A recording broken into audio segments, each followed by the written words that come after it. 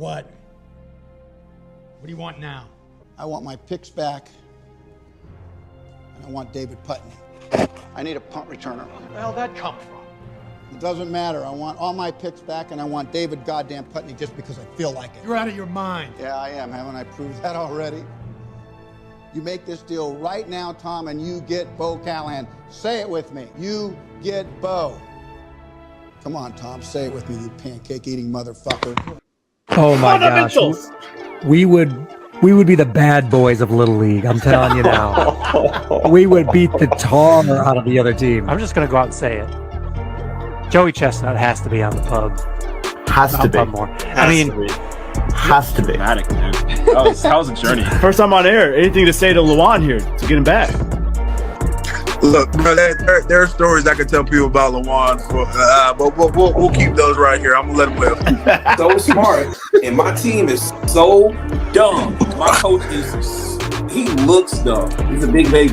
This man doesn't grab. I cut it early. Episode 728. Hey, come on, producer. What are you doing? You're still learning. I'm proud of you. Yeah, you're doing good. Still get the Christmas graphic up. We got our heaven graphic up for Devontae. Yes. He's not dead. He just we just don't know where he's heard at. from him tonight. Yeah. Well, We need a Devontae signal, like up in the sky. Oh yeah, like the Batman logo. Batman logo, yeah. Just a big V. Big V. DV. All right.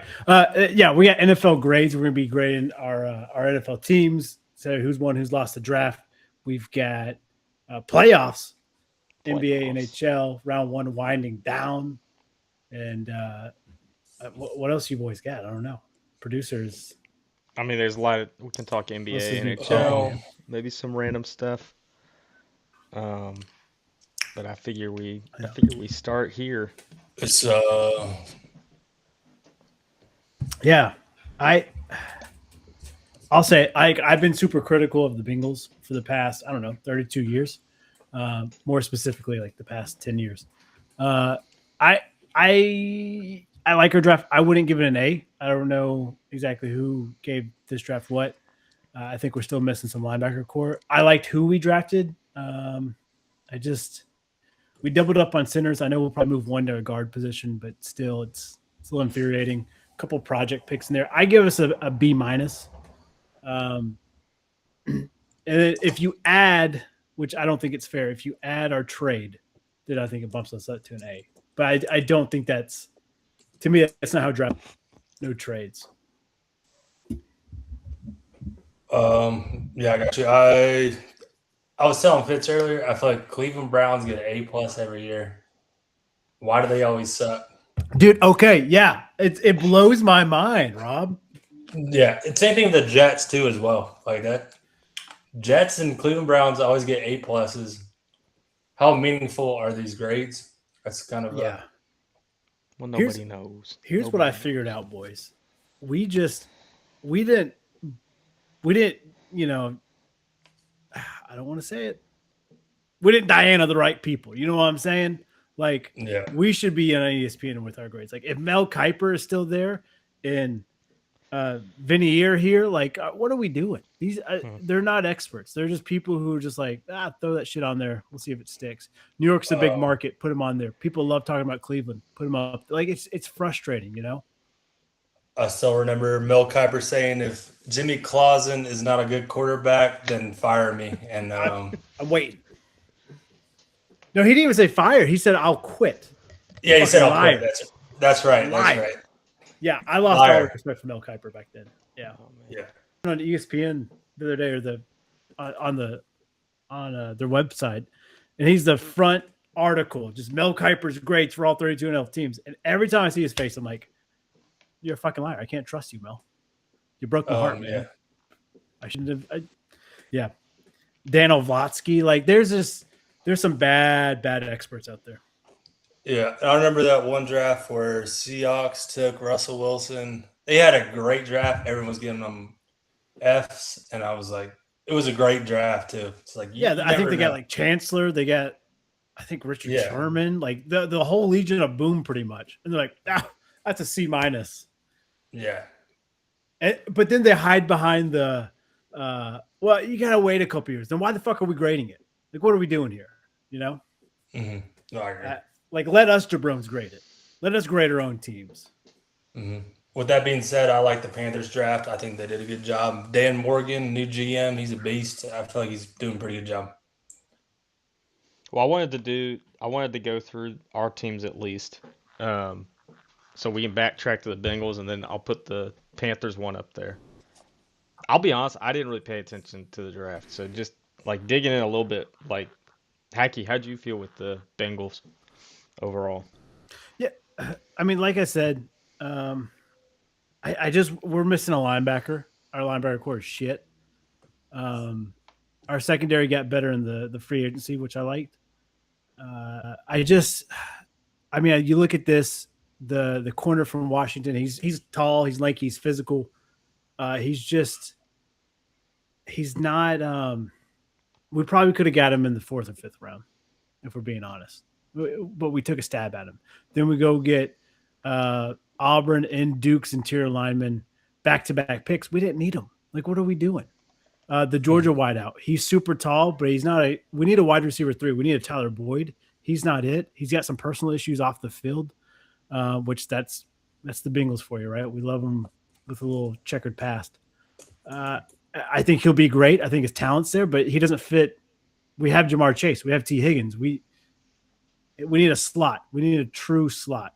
And so it's, like I said, I give us a B-. If you throw in the sexy Dex trade, we're up to an A. Yep. I like it. I like it. I like it. I can't even read it. It's better. What was the Bengals' first pick last year? Wasn't that like a disaster? Dude, Shamar Stewart. It was this is like what really set off the fire Duke Tomlin stuff, who's the general manager, which it's nepotism. That's how he got his job. But like you had a top tier pick, and you go and pick Shamar Stewart, who recorded 2.5 sacks in his whole college career.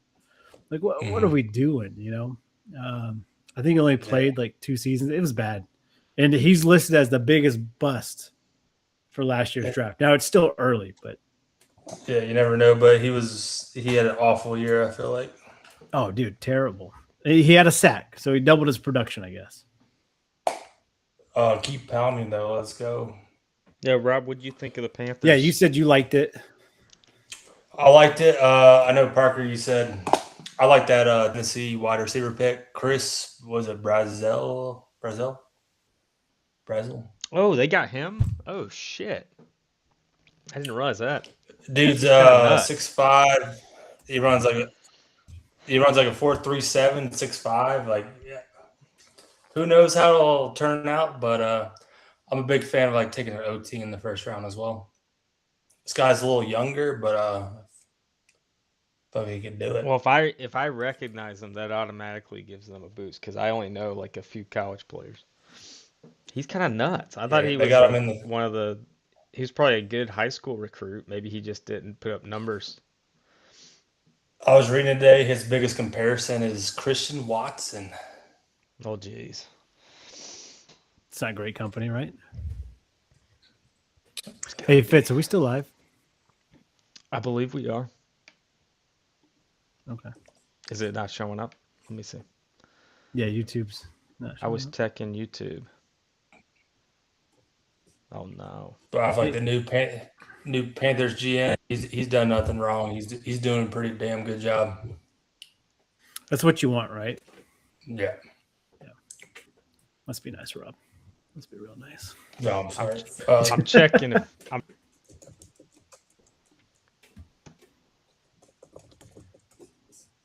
feel like my thing's doing. Yeah, I don't know if they are. Oh no!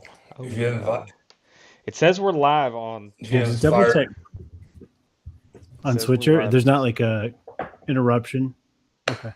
No, it says we're live. You can click on the live button and see. I'm checking Okay. the YouTube. All right, we're good. Checking our YouTube. I can't figure out.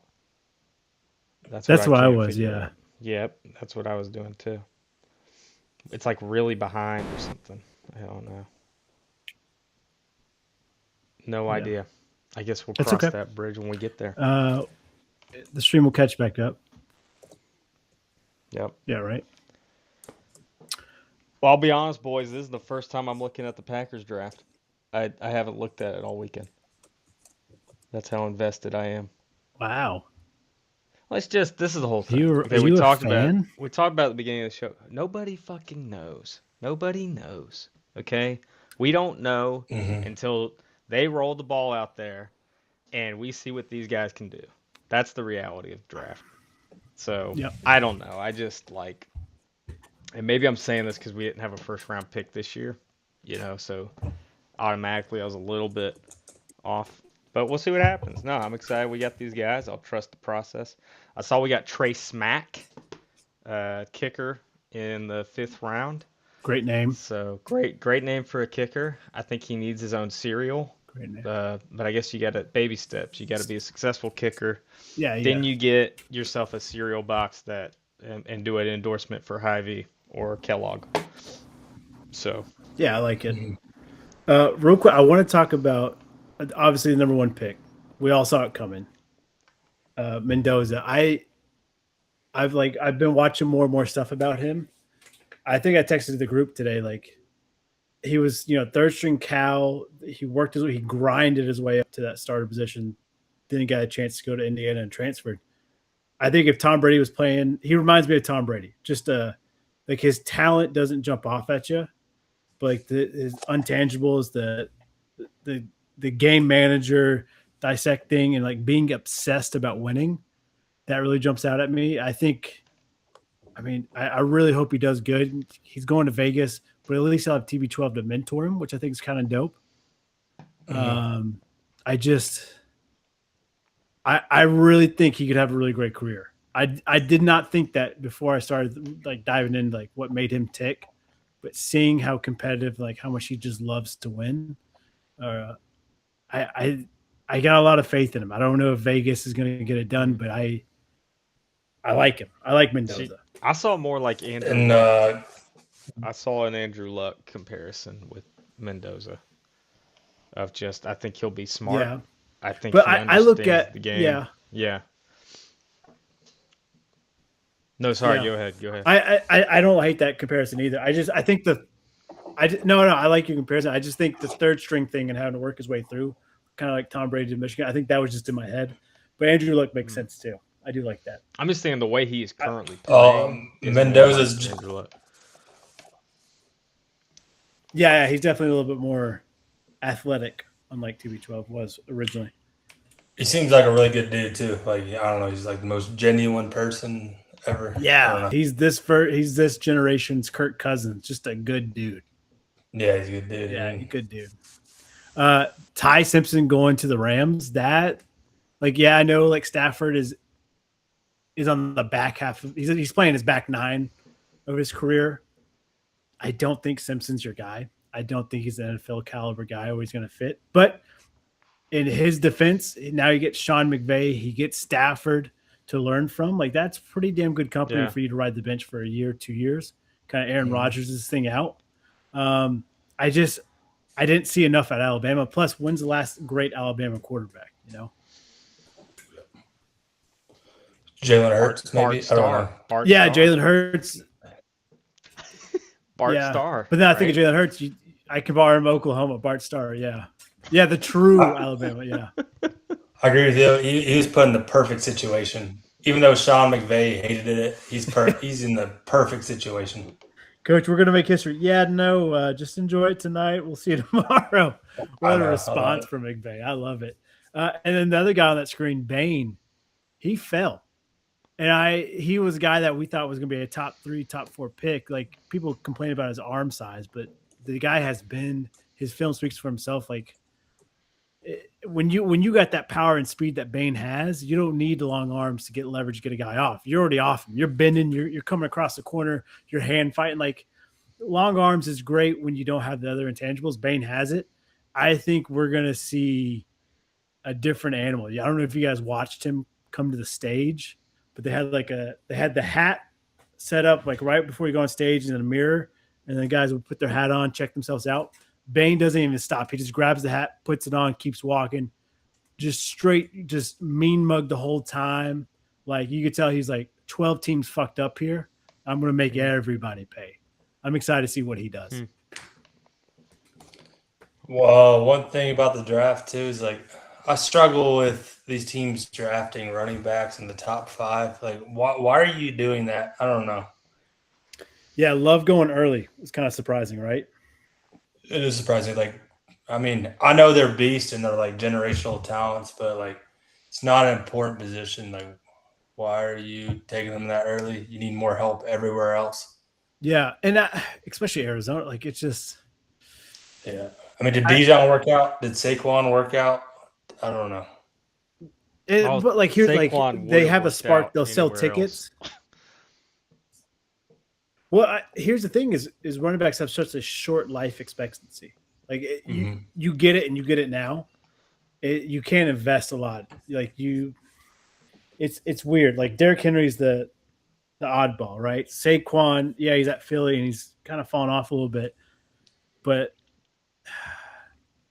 I just like how many running backs are great after the rookie contract. There's not a lot anymore, just because you take such a beating. It's just fucking brutal. And so I'm with you. Like, you could go beast up your O-line, but then there's always going to be a team that steals a running back top 10. Like there's going to be like, I need them, you know? Yeah, going back on Fitz's point, I know Saquon have worked out anywhere else, but like if you're picking the top 5, like you shouldn't be taking a running back. That's just kind of where I stand. Yeah. I've said this since we started the pod. Bad franchise stick together. I really have been. I don't just say this because Tim is you know, best friend, really good guy.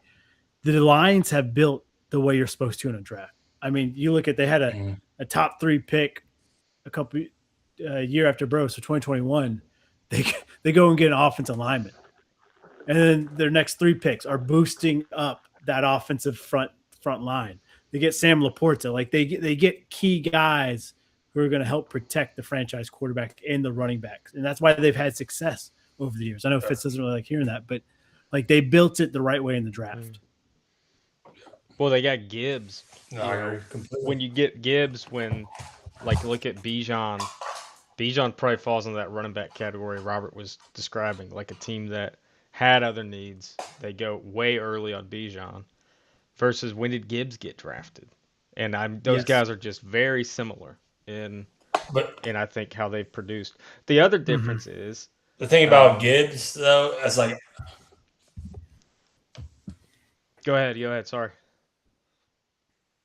Oh, I was just saying the thing about Gibbs though, I think the Lions were there, they were ready for that. They were ready to have a great running back, and a lot of these teams are not there like yeah. I was gonna say the other thing is by committee. The Lions had Montgomery. Like, these guys' shelf life can be longer because they're not taking the bulk of everything. I feel like that's where, like the Panthers, they didn't go super high on McCaffrey when they took him. I think McCaffrey, he came a little bit later in the draft. I can't remember how late he went. I was thinking he was like a 2nd-round pick. But they ran him I think it was to top a 10. nub. It was top 10. Was he a top 10? Well, they just ran him to a nub. And he was a guy that was ready. Like, I wouldn't say I hate that pick. And he went to a team that already had a quarterback. They had Cam Newton. They had other pieces.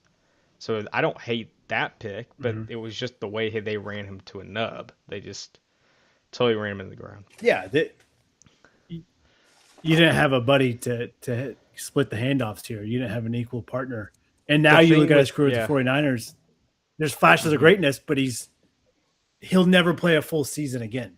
And I hate to say that. It's just like people are like, oh, injury bug, bad luck. But you're right, Fitz. They ran him to the ground. And once that hamstring pops, once that Achilles pops, it's so much more likely for something else, for it just to keep coming back. And that's what we see with Christian McCaffrey. Yeah.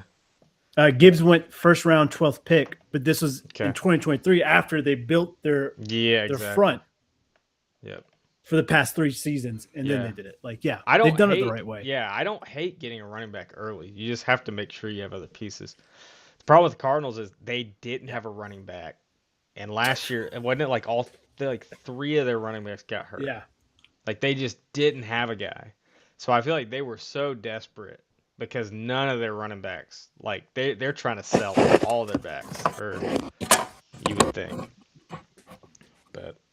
But that is a little bit of a panic. It's like, Yeah. you need a plan. Backs Bring is- someone else in now. Thing about running backs too is like you can bring one off the practice squad, and if your O line's built up, they can do well. They can do well. You don't need a beast behind there. You just I don't know. It's just, I don't know. They're like generational talents, but like you don't need like the greatest running back in the world. No, yeah. If you got a good O line, you can make it work. If you have a good O line, a great running back like the Ravens had with Derrick Henry, or they made it work. Titans had a decent O line, Derrick Henry plus some other weapons to help. Like you can make it work. Yeah. Fitz, yeah, you got him on the guy, Joey Aguilar. He didn't get drafted, but friend of the show, one of our favorite interviews we've had. He gets picked up by Jacksonville, and I like this pick for him, dude. I really like, or not his pick, but the signing. I think he'll make the roster. I look at the quarterback room in Jacksonville; it's not very deep, and now you get Joey to learn from Trevor Lawrence. You get him to like really get in a culture where he doesn't have to be QB2; he can be QB3. Sitting there, learn. I think it's going to grow his game that much more.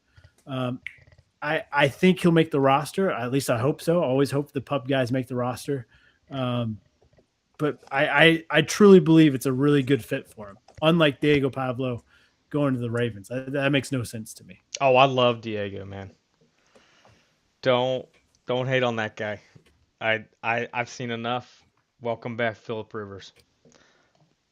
Welcome back. Oh no!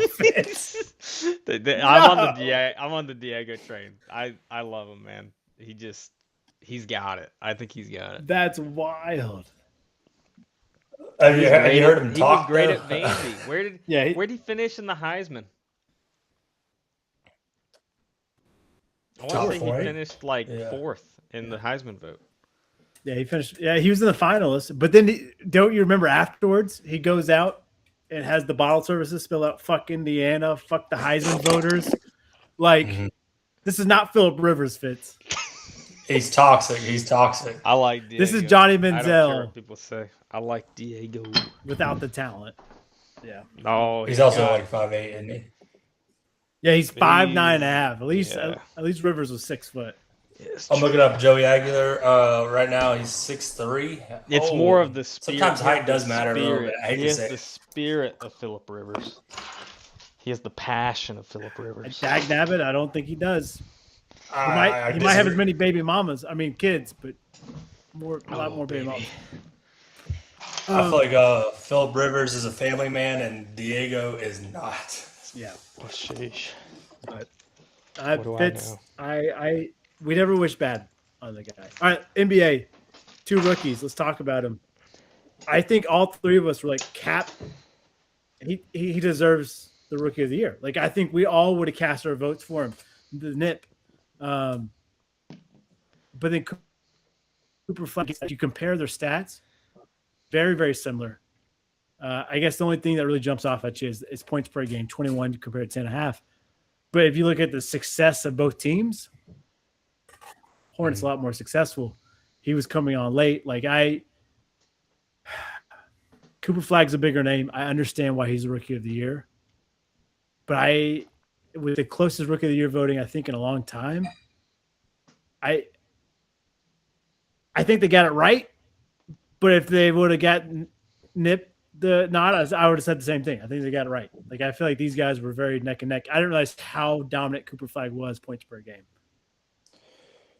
Yeah, thinking about Cooper, he had to lead the whole team. Like, he was the main guy. And Nipple, he could be like kind of the third person, but he did lead the league in 3-point shots, and then that's where I struggle with. But I don't think they got it wrong. It could have gone either way. Like, I'm happy for Cooper Flag. Right. And looking at this too, it's like, I'm sorry, Parker, but how did Duke not win the national championship last year? Yeah, right. You got both guys here. But I think it goes back to what we said so much is like when it comes to March Madness, man. Yeah, anything could happen. Yeah, you could have Duke with all these lottery picks and these rookie of the years and nominees, but you need some veterans. You need some 22, 23-year-olds to be like, hey, tighten your shit up, young buck. Let's strap in. Looking at this too. Sorry, looking at this too. I'm just happy that the Hornets have a guy in contention for Rookie of the Year too, because it's been nice. so long. Yeah. I'm telling you, I never a Hornets fan, never a Carolina fan type of guy. I was really hoping they'd win. I was really us all to get Hornets jerseys. Yeah. Mine's here. You want to see it? Oh, shit. Sleeping. I'll bring it out next week. All right, next week. Dude, this show's bad luck, boys. We hopped on right before we hopped on. Celtics were up 9 points. Now we're down 12. Oh no! Damn. This is a bad. It's bad, and we're playing at home. That's bad, boys. I feel like this happened last week too, didn't it? It did. Mm-hmm. It did. Yeah. We're bad luck. Bad luck for my Celtics. That's all right. Still 3-1 though, right? Still 3-1. We got to go close it out at home now. You know why it's bad? On the road. It's bad because I prepped this graphic before tonight. It's all my fault. I'm sorry. Bad omens, bad juju. I'm sorry. But you know who we Jaylen can't Brown, say Jason congrats to. One team has already made it through. You know who it is? Thunder. Yeah, the officials, the NBA officials, the refs, Yeah. the Zebras. They've been really good. The argument against that is, well, they're middle of the road for getting foul calls, but I think the way the Thunder are doing it really rubs people the wrong way. Like I think the game last night, 2 nights ago, Chet Holmgren, 7 foot tall, leaning in to shoot a ball against a 6 foot guy to draw a call. Bitch, you're 7 feet tall. Why are you flopping? Why are you just go up there, go shoot it? If I'm the official, I would never give a 7 foot guy a call unless it's blatant. Like that's crazy. Shea, if I'm OKC, I keep doing it until something changes. You keep doing it's clearly working, right? I don't blame them. Right. Don't hate the player, hate the game. I hate the officials. Like this, they're allowing this to happen. Yeah. Like if Shea, he's pushing off every time he puts a guy in a headlock, but he's the one getting the calls. Why would he change his game? Like, fuck no. I would keep doing the same thing. You're right, Fitz. Watch a lot of soccer, and if you don't flop, you don't get a call. So it's like, please flop. I'm sorry. Yeah, right. It's fuck, man.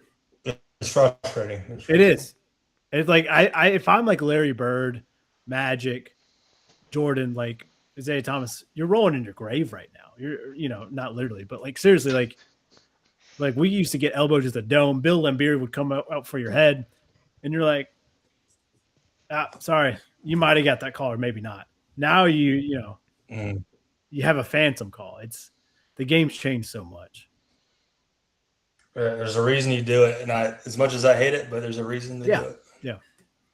I will Something's got to change. I will say SGA, as much as I hate it, it is a testament to just how smart he is about the game. Like he knows how to do it. Like where nobody else has figured it out. Like he gets that call. It's clearly something he has worked on to get it. In a weird way, it reminds me of when Rodgers was getting people to jump off sides, and no one could figure it out, and it took the league maybe 7 years to finally, now every quarterback's going to do the hard count, and now defenses aren't going to fall for it. This will fix it. It will work its way out. I think more players will start doing it, and then the rest will call it less. You see it with Jokic, actually.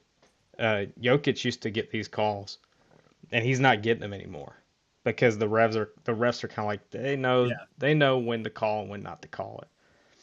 But SGA's his is a little more blurred, so I think it's harder to call. It is hard. And speaking of Lakers, I don't know if you guys saw the clip of LeBron against the Rockets the other night. He elbows the guy in the face and then trips over his own feet, and then he gets the call, and he goes down. He doesn't know what to hold. He like held his elbow for a second, then his leg. And he's kind of like looking around, like, what do I hold here to fake this? And it's like, I know.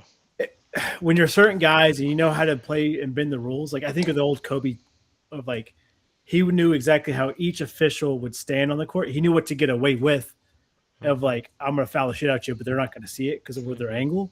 This is the opposite. This is like, I know where they're looking at, so I'm going to flop my body toward this. Like it's frustrating.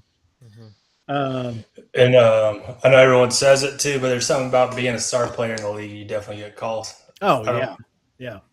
And they just get calls. They get calls.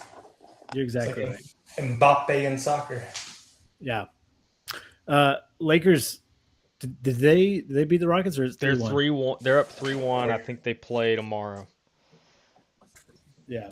But KD if they take care of it, the Thunder, they're waiting for them. But there's the chance that Luka returns for the second round. And it's actually like they need that. It's really like they're pretty sure he's gonna be back by May. I think it was like May 6th at the very latest, but it could be before then. So there's a hamstring. He had a hamstring injury. So. No, go ahead, Rob. Sorry, I feel like it doesn't even matter. OKC's gonna roll the Lakers. I don't know. Doesn't matter. I think I disagree. I think LeBron's clearly turned it on. I think the Lakers are rolling right now. And then you add Luka to the mix. I think it's actually an interesting matchup. I'll say this. I think if KD was playing, this is a different series. I don't think it's 3-1. It might be 2-2. It might be 3-1 the other way. Like just Houston has been scrappy. I know Lakers without Luka, and you could say the what if with them too, but like KD's the difference maker, and these I don't know, man. I don't know. OKC, I don't know. I think it's a gentleman's sweep. I agree. Damn. Well, damn. I thought. What if the Wolves have to? What if the Wolves have to play the Thunder? What do you think fits? That's too far down. We can't talk that far. But we do need to talk about the Wolves. Hang on. You would think I'd be able to just jump to a picture without hitting 20 buttons. But yeah, that's rough for the Wolves. Right? Well, first they gotta get through the Nuggets. The Wolves lose 2 of their starters. Yeah. They gotta finish the Nuggets in Game 6, or else it's going back to Denver for Game 7. Yeah. And then Wemby's sitting there waiting for us. Yeah, but you're losing. Ant-Man's out, right? He can potentially come back. They're calling it multiple weeks, which is interesting. Right. So it was a bruised It was a bruised ligament. It wasn't ACL tear. But they're saying 3 weeks, 2 or 3 weeks, and even then when he's back, he's not right. He's not gonna be 100%. He's limited. Yeah. When you look at that, the way he came down, he had his leg locked out, and you could just see it just jar. Like, you're like, okay, the MCL is probably intact, the ACL, but that PCL is what I was worried about. Just that that jam in there. That was tough. And then you pop an Achilles. Who was the guy that popped his Achilles? That was DiVincenzo. DiVincenzo. Yeah, man, what a rough game. And he was he was kind of our microwave. He was the 3-point guy. Yeah. He was just tenacious on defense. Played 82 games this year, man. Like, he was our guy. Who's that? Who's that guy that popped off for y'all? What was his name? Ayo Dosunmu. Scored like 40. Ayo Dosunmu. And he had about 30. I think he had 32 the game before that. He had a very quiet game 5. So, I mean, we need, with Ant out, that's 20 to 30 points we got to make up on an off night. It's tough, man. That's like 40 on a good night for Ant. And someone's got to make it up. So Dosunmu did it in game 4, right? Dosunmu got us the 40 that we needed someone to get. So yeah, you're just hoping. But I thought Bones Highland was pretty hot in game 5, even though we lost. I think he was like, I love that dude. He hit maybe I do 4 too. or What a 5 man. threes. Man, Gobert. I will say, I want to give Gobert his roses right now. The first 4 games, I agree. he straight up has been clamping Jokic. Game 5, Game 5, Nuggets back to the wall. Their season's on the line. They played like we thought they would. But we'll see if Gobert can defend when we're back at home. Man, he's just been. He's been the unsung hero of this series so far. Gobert gets so much hate too, and like he's been a beast. He's locked his ass down. Like, stop giving that dude hate. Well, the thing Defensive with player Gobert, of the year for a reason. Yeah, the thing with Gobert is what I've noticed is he can actually defend the big guys well. Like, even like matching up against Wemby, I'd be curious. Like, if the Wolves make it through, and if they're playing the Spurs, I think Gobert could actually handle Wemby. That's tough, right? That's another big matchup. But where I've seen Gobert struggle is like the more shiftier, like, power forward types. Or just like I'm trying to think like who's giving him problems. Well, maybe, Chet Holmgren, clearly. Holmgren gave him problems. I'm trying to think of, I'm thinking of the Mavs now, like Luka. Like, I think just anytime you have like a guard type who can come down in the post and just be shifty. Anyway, I think that's where we've struggled, is some of those, like the guard play. Like when we played the Mavs, like Kyrie and Luka just killed us, like inside, because we just couldn't keep up with them. So, but anyway, just love the way they're playing. Yeah. Well, that's the west of the. That's the west side. West side. We get your Celtics on. Did Vaughn have? Yeah, Celtics just lost. They lost at home. They're up 3-2 though. Now they got to go back to Philly. I don't know, man. This Boston team, we get Brown and Tatum scoring 20 apiece.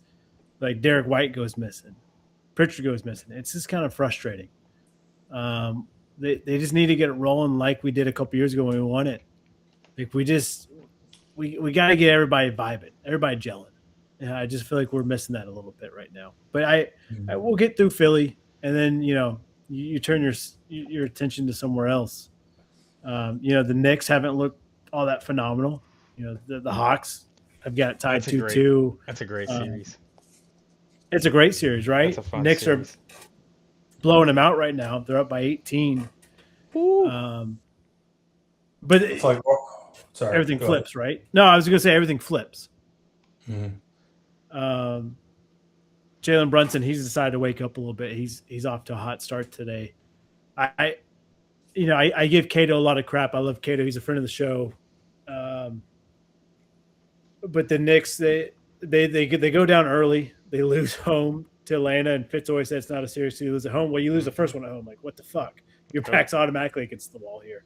But now they've responded. They've gone to Atlanta. They beat Atlanta. And there's the McCollum, the game winner, and I think that was game 3. So they went up 2-1. Yeah. So no, that's a good punch in the mouth like series. That. Exactly. Yeah, it's fun. And then you look at the other game, the other series, Magic and Pistons. Pistons are the 1 seed. Mm-hmm. Magic. Hey, I thought that's why called that. We all kind of called that. I know we did. We all picked the Hornets, and we were just a team off. Yeah. Right. Yeah. Did you watch Sunday Conversation with Jalen Brunson? No, I haven't seen that. Is it good? It came out last Sunday. It was pretty fucking good. I love Sunday Conference. I look at it. I know we talked about it. And then the other Raptors and Cavs, that's a great series too. It's tied 2-2. That's in Cleveland. They'll play tomorrow night. The oddest shock is obviously the Magic taking over the Pistons. The Pistons being the 1 seed, I think a lot of people are like, the fuck? Why is Detroit the 1 seed? They started off hot. They stayed like relaxed, but then they fell off toward the end of the year. I think we all kind of saw it coming. Like, this is not the true 1 seed of the East. But I think it makes no mistake here, boys, that the NBA runs to the West. I think we can all say that, right? Even as me as a Celtics guy, I'm okay. We get to the East, and it's like, well, here's your second place trophy. That's what it feels like right now. Detroit reminds me of Cleveland last year when they were the 1 seed, and like why are they the 1 seed, and they just kind of fell off in the playoffs a little bit. Right. Yep. Yeah.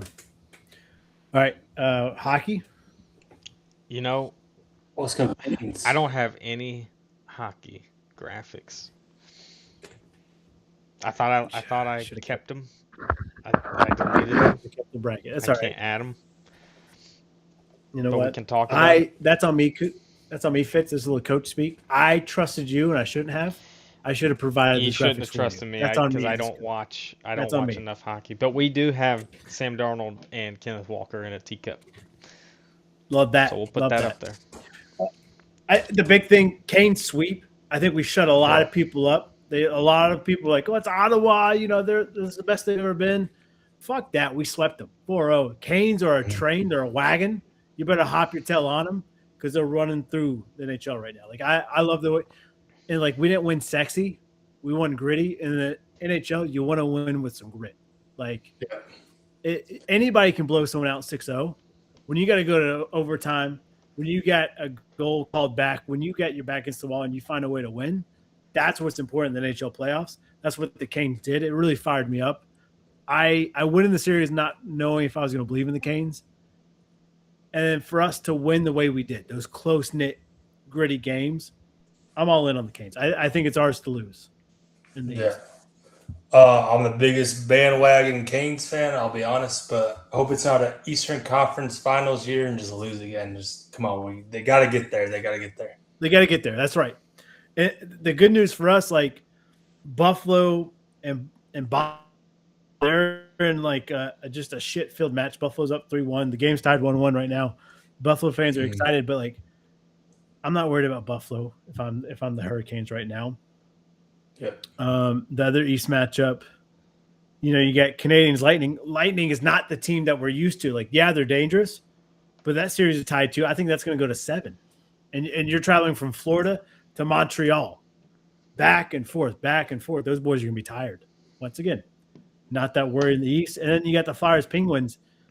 You get 2 old, outdated teams. Like I don't know. I feel really good if I'm the Hurricanes. As a hockey fan, Parker, what happened to Florida Panthers, though? Sheesh. They lost a lot, man. Like, if you look at what they were bringing in, like, they had a lot of veteran presence. They lose in free agency, they lose in retirement. Plus, I think it's hard to be successful for that long. Shout out to the Lightning for, like, being on top in the playoffs every single year. It's tough. When you're on top, man, there's a lot of stress. I think it's just tough to get all those guys. You look at Vegas. Vegas going against Utah. Utah's in their first ever playoffs, and they're in for a fucking grudge match. 2-2. Yeah. Now, Utah was up big last night, and then they choked it away. But you're Vegas getting punched them out, and you're finding out it's hard to stay on top. Mm-hmm. Props to Canes too. They've been on. It's been like 5 years. They've been top of the Eastern Conference. Like we talked about in NFL, they drafted right. They got a lot of guys at the right time, and they've just gelled. And now these guys are, they're 23, 24, 25 years old. They're peaking at the right time together as a cohesive unit. Where like a lot of these Florida teams, their peak was 2 or 3 years ago. Now you're seeing them over the hump. It's that rebuild process. Mm-hmm. But yeah, the only other shock here is Anaheim up 3-1 against Edmonton. A lot of people, took Hockey Jesus, Connor McDavid, the Oilers, the Ducks, Gordon Bombay, right? Quack, quack, quack, up 3-1. So got a chance to close it out. Hopefully, McDavid gives Yeah, him that was a good speech speech. again in the locker room. Remember during the like, what the fuck are we Me and doing Devontae here? only ones that picked Anaheim. It was Hans that taught us to fly together. Dang. This is a crazy That's what they're nitpick. saying, right? This is a crazy movie nitpick, but I recently rewatched The Mighty Ducks. In D2, it starts out with all the kids like rollerblading in downtown Minneapolis or whatever, and they're like, thing is they show all these iconic